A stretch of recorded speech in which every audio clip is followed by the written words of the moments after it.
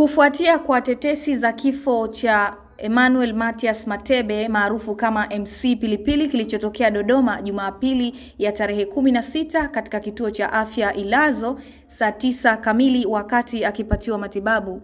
Polisi wathibitisha tukio hilo baada ya uchunguzi wa awali wa kifo cha MC Pilipili kwa kushambuliwa maeneo mbalimbali ya mwili wake na watu wasiojulikana. Pia jeshi la polisi bado linaendelea kufanya uchunguzi kwa wote waliohusika na kifo cha marehemu huyo. Dodoma linathibitisha kutokea kifo cha Emmanuel Mathias Matebe maarufu kama MC Pilipili, mkazi wa Swaswa jijini Dodoma na Dar es Salaam, ambapo Novemba 16, 2025 majira ya saa 9 mchana marehemu alifariki katika kituo cha afya Ilazo kilichopo Dodoma.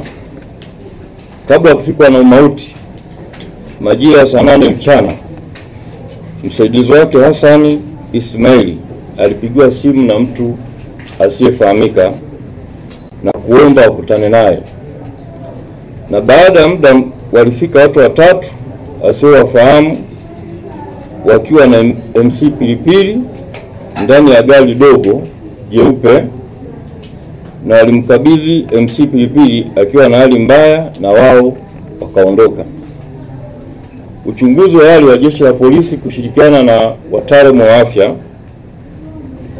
umebaini MC Pilipili alifariki dunia baada ya kushambuliwa maeneo mbalimbali katika mwili wake. Jeshi la polisi linaendelea kufanya uchunguzi kubaini wale wote waliohusika na tukio hili. Mara baada ya kuwapata, taratibu za kisheria zitaendelea dhidi yao.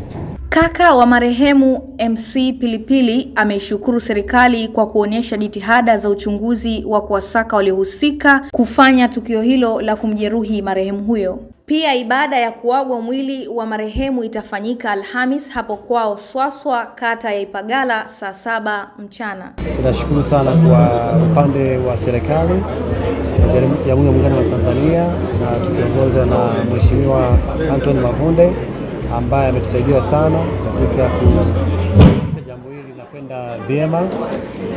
Tunashukuru sana kwa mambo hayo, na kama mlivyosikia kwamba kesho tutaleta mwili wa marehemu hapa nyumbani kwao kina MC Pilipili saa 7 kamili. Tutakuwa na ibada hapa na tutakuwa na nafasi ya kumwaga hapa, na ikipendeza Mungu tunapanga atalala hapa nyumbani, ili siku ya Alhamis tutakuwa na ibada kubwa na watu wengi ambao watafika sehemu ambayo inaitwa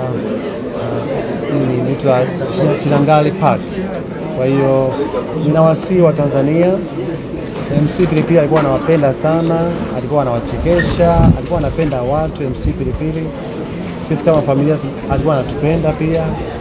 Kwa hiyo hebu njoeni tuweze kumwaga vizuri, njoeni tuweze kumshangilia vizuri anapomaliza safari yake ya hapa duniani.